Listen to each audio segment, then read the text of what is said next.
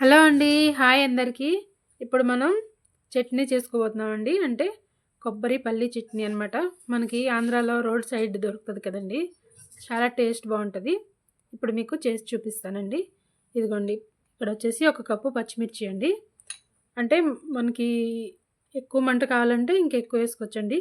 ఇవి ఒక 20-25 వరకు పచ్చిమిర్చి, అలాగే ఒక కప్పు పల్లీలు, అలాగే ఒక కప్ వచ్చేసి పచ్చి కొబ్బరండి, అలాగే పుట్నాలు. ఇప్పుడు కాల్చినవి చూపించాను కదండీ! ఇప్పుడు ఇవన్నీ మనం ఫ్రై చేసుకోవాలి.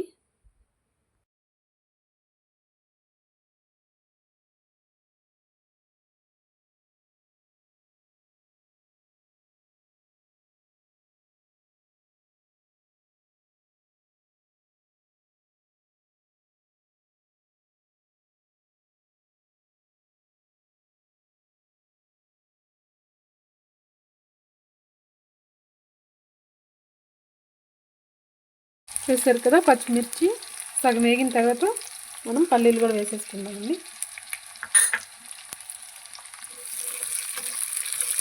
ఈ పల్లీలు కాస్త వేగిన తర్వాత కొబ్బరి కూడా వేసుకుందాం.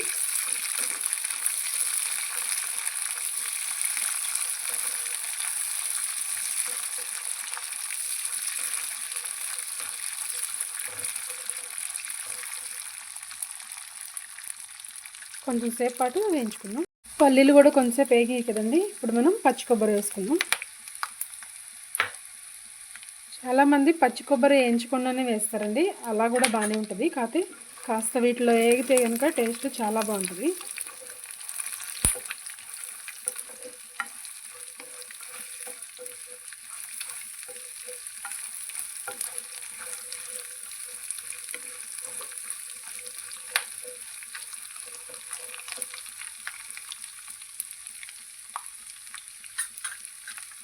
ఒక 2 నిమిషాల పాటు వేయించుకుందాం.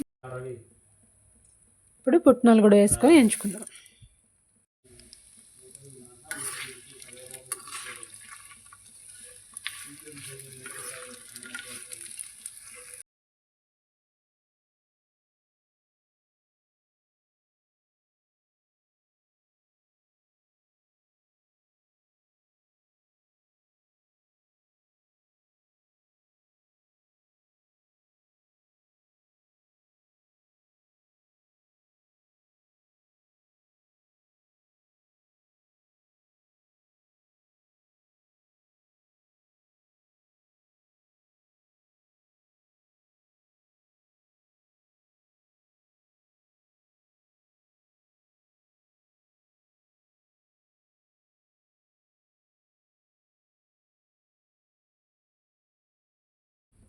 మనం ఇప్పుడు తాలింపు కోసం కళాయి పెట్టేసుకున్నామండి. అలాగే ఆయిల్ కూడా వేసేసుకుందాం.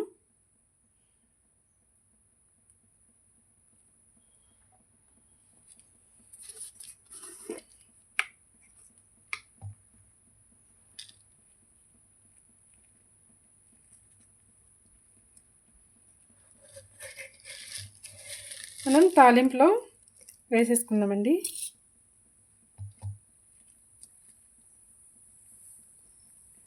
మనం చేసేది ఆంధ్ర స్టైల్ చట్నీ అండి. ఇది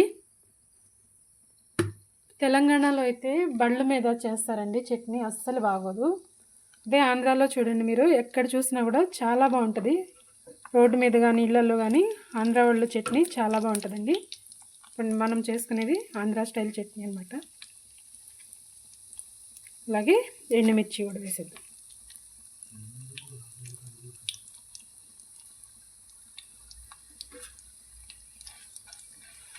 ఏంటంటే ఇక్కడ చేయటం రాదండి వీళ్ళకి, ఎందుకంటే మనం వచ్చేసి మిర్చిని బాగా వేయించుకుంటే టేస్ట్ బాగా వస్తుంది. ఇక్కడ మిర్చిని వేయించకుండా అలాగే వేస్తారండి. అలాగే పల్లీలు కూడా వేయించరు. అన్నీ వేయించుకుంటేనే టేస్ట్ బాగుంటుంది.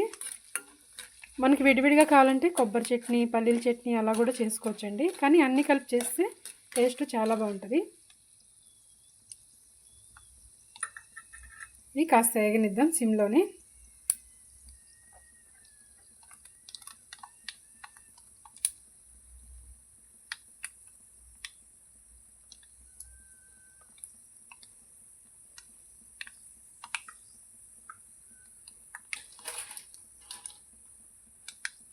కొంచెం కరివేపాకు వేస్తాను.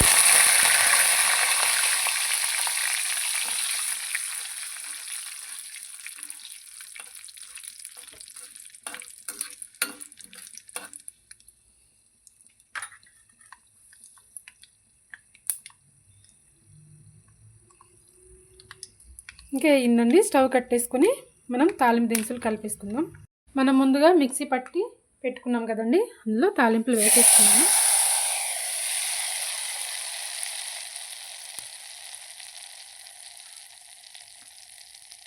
కలిపేసుకొని ఒక బౌల్లోకి తీసేసుకుందాం.